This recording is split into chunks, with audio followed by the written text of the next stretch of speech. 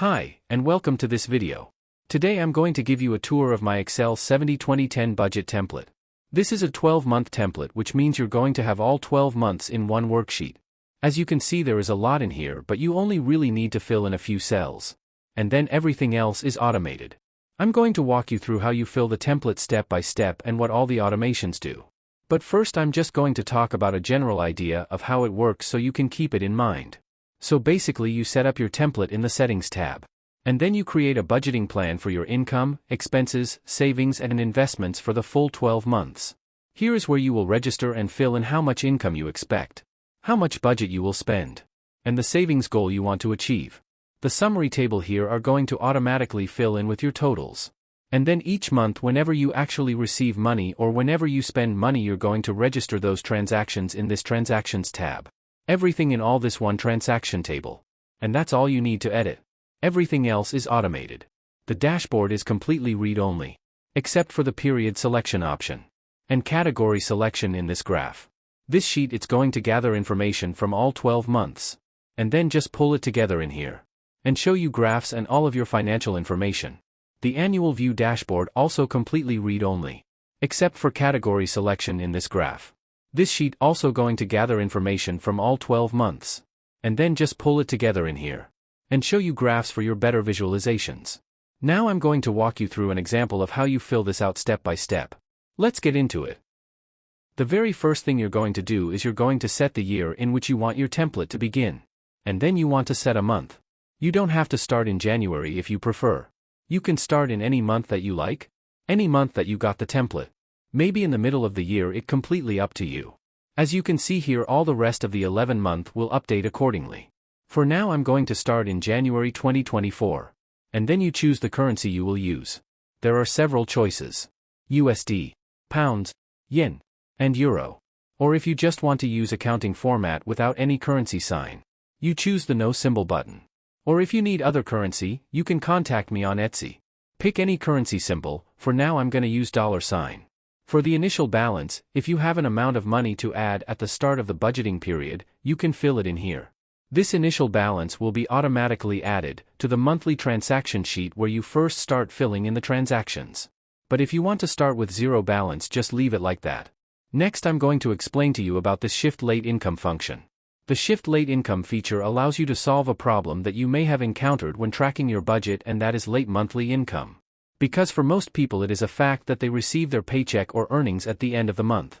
Rather than considering this income as income for that month and used to cover expenses or savings, it would be better to consider this income as income that you can spend in the following month. Because logically you want to get the money first before you spend it, not the other way around. So if you want to use this feature, just click an active button, and you fill in this box to determine from what date the late income shift starts. Let me show how it's work. Now I'm going to jump to January transaction sheet. If I want to treat my late income, let's say my income from December 25th, 2023, as income for January 2024, I can do this because I activated the Shift Late Income feature. But if I deactivate this feature, I can't do that, because it will create a transaction error in January sheet. You cannot input a transaction date that is earlier or later than the date in January. But if you are not used to getting late income on a daily basis, you can deactivate this feature. For the next step, we're going to create a plan for the entire year. So let's go jump to it. Okay, let's do this. You're going to start in this column right here. So, in income source category, you can add employment income source. If you have side hustle, you can add too. If you get some interest or dividend from your saving account or investments, you can add that. Because there are no subcategories, you can fill in subcategories or main categories in here. It's all up to you. Okay, let me fill in this income sources first. To make it easier for those of you who are not used to using Excel, I made this add button and delete buttons for you. If you need more rows for your income categories, all you need to do, just click the add button. As you can see, it will add 1 rows at the bottom of the income table. There are 4 tables in the sheet: income, expenses, savings, and investments. You can add up to 100 categories for all tables. What I mean is, if you use 30 category for expenses table, it means that you have 70 more left for the others category. Just use the add button in each table to add categories.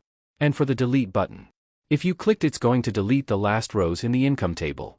I should warn you before you delete something in this income table. There is no undo for this action. Now we're gonna do the same thing for the expenses. In this section you're gonna think about all your individual expenses categories. For example, you can add rent, groceries, insurance, household, pets, and health. Okay, let me fill in this expenses categories.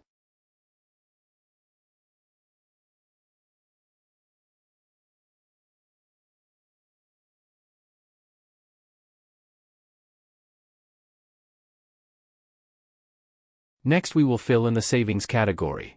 The savings section can then be used to planning your contribution to both long-term savings or extra payments on debts, but also can be used to planning short-term savings conditions in the form of sinking fund that will help you to systematically save towards your future expenses.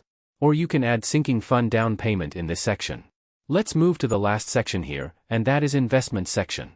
For the investment section, you can allocate it to investments or donations if you want. In the expenses, savings and investment section, I added a due date element. This feature will help to remind you if there are categories that are due or even if there are category or debt payments that are past due. You can see this feature on the reminder widget on the dashboard and in each monthly transaction sheet. Now that we have finished creating all the categories for all the sections, we can start planning to filling in the amounts. Every additional dollar in income that you expected for a month will increase the amount to be allocated in that same month. Every dollar allocated to the expenses and savings category will decrease the amount left to be allocated. And last, for investment section. After you have planned for all your expenses and savings, you know exactly how much to be left for your investments or donation.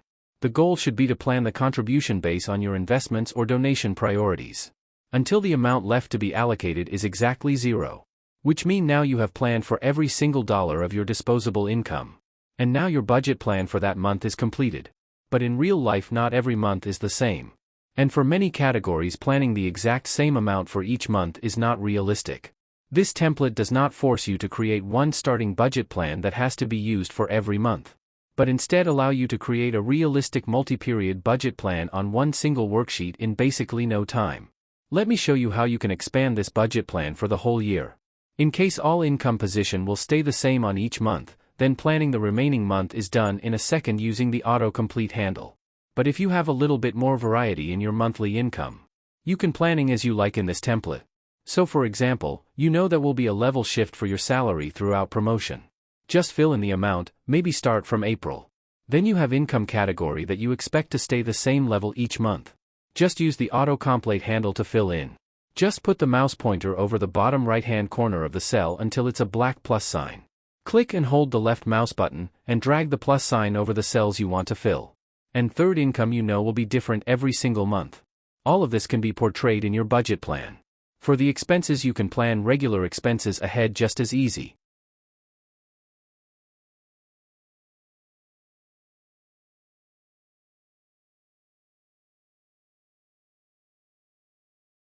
For the savings section you can now plan the allocation of the amount available in each month. Here it makes sense to go ahead with accordance with your personal priority. Based on your priorities you can then go through all further positions, and decide if you want to have constant amount allocated each month.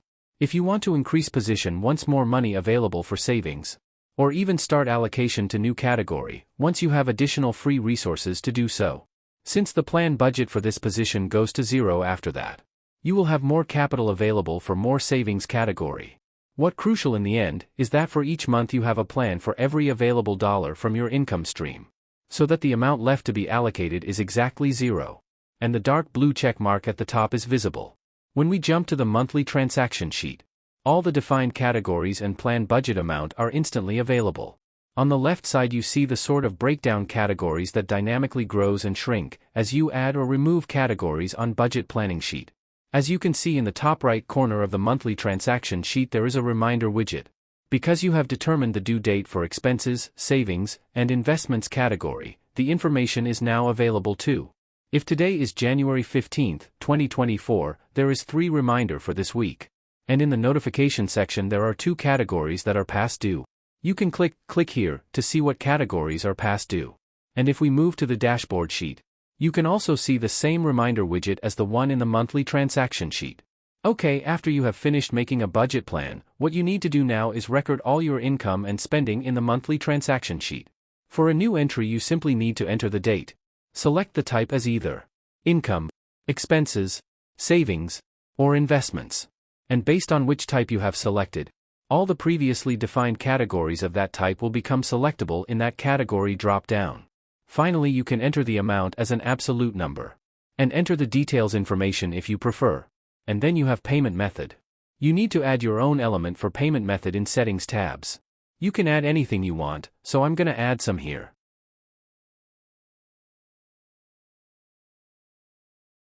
So, now for each transaction you can add payment method, except for income. Whatever the type you select, the category drop-down will always automatically adjust its list of values. As you add records for different types, you will notice that the amount is automatically formatted to visually differentiate between income on the left, and the allocation of income to either expenses, savings, or investments on the right. If you see the breakdown on the right, you perfectly see how every new record instantly updates the respect actual amount of this period. In that breakdown, the categories are automatically sorted by actual amount as the primary and budgeted amount as secondary sorting criterion. And you always instantly know which percentage of the budget you have already tracked and how much of the budget is still remaining for each category and type. The balance column will always keep actual money flows up until the date of respected record.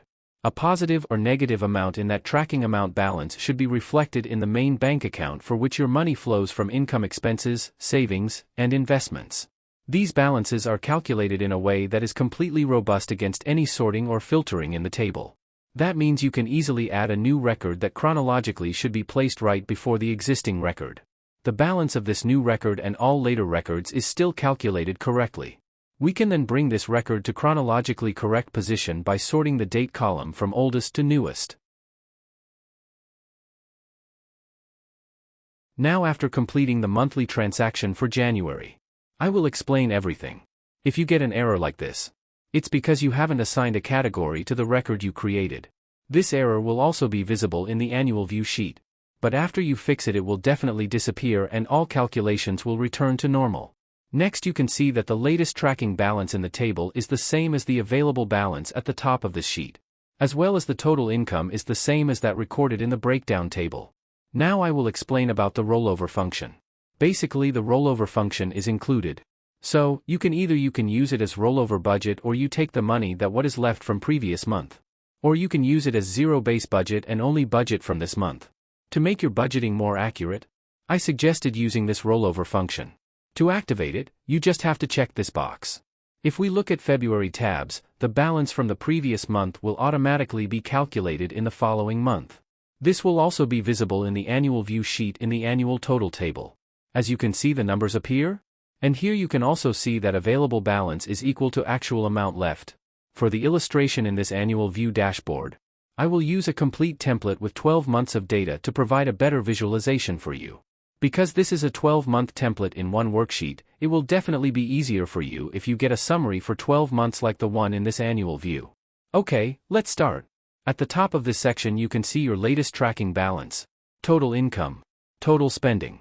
Here you are also told that up to now your income is, your expenses, your savings goal, and your investments goal. If you pay attention to the annual total section, the actual amount left must be the same as the available balance. But let's see if in April 2023 I decide that I don't want the remaining money to be allocated in May. Or in other words, I don't want the rest of my money in April to be tracked, for one reason or another.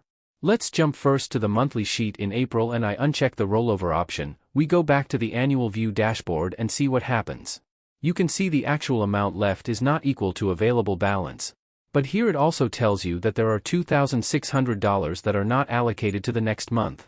And if you look at the previous balance in May, the value is 0. So even if you don't want the rest of your money to be tracked in transactions, you can find out that there is a certain amount of money that is not allocated to the next month.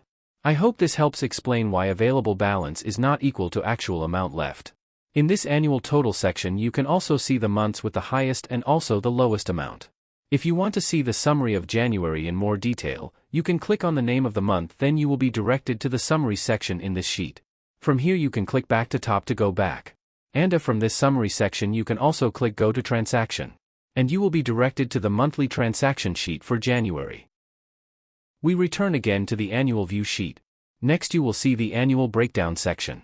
These are all the categories that have been created in the budget planning sheet, and have been sorted based on the highest actual amount. Next, if we move to the right a little, you will find a summary of income and spending for 12 months. Next to it you can see the visualization through a comparison graph of income versus spending. And here you will also get an annual money distribution chart. This graph can help you explain where all your money is spent.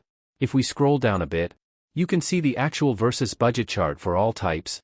You can interact with this chart by selecting which type you want to display. Next to it you can also see a growth graph. This graph is important. With this graph you can find out the growth of your income, what percentage growth in your expenses, and what percentage growth in your savings. Next, you can see a comparison table of expected versus actual for all types for 12 months. I also made a ranking from 1 to 12 of the actual amount in all types of tables, so you can find out which month your income was highest to lowest, as well as for other types. Okay, we have reached the end of this video. Before ending, I want to explain the last one sheet in this template, and that is the annual transactions log. In this sheet, all your monthly transactions are combined into one table. This will make it easier for you to find the data you want, or to filter data based on certain types or categories. If you want to search for data, just type here, for example cash. Then everything that contains the word cash will be filtered in the next table. I hope this annual transaction log can help you and make it easier for you to track your transactions every time you access this sheet. Then automatically all transaction data for 12 months will be updated in this table. It might seem like a lot, but in this template you only need to edit a few cells, do a few settings, make a budget plan for your income, expenses, savings, and your investments goal. And every time you get money or spend money you only need to input it in the monthly transaction sheet according to the month. And the rest is all automatically calculated for you. I hope that you found this is useful, and I hope you like this. And if you already purchases this template, and you still have questions, remember that in the package you purchases you also receive instructions in a PDF. And if you look at the support section from there you'll know how to contact me. And I will be happy to help you. Thank you so much for watching.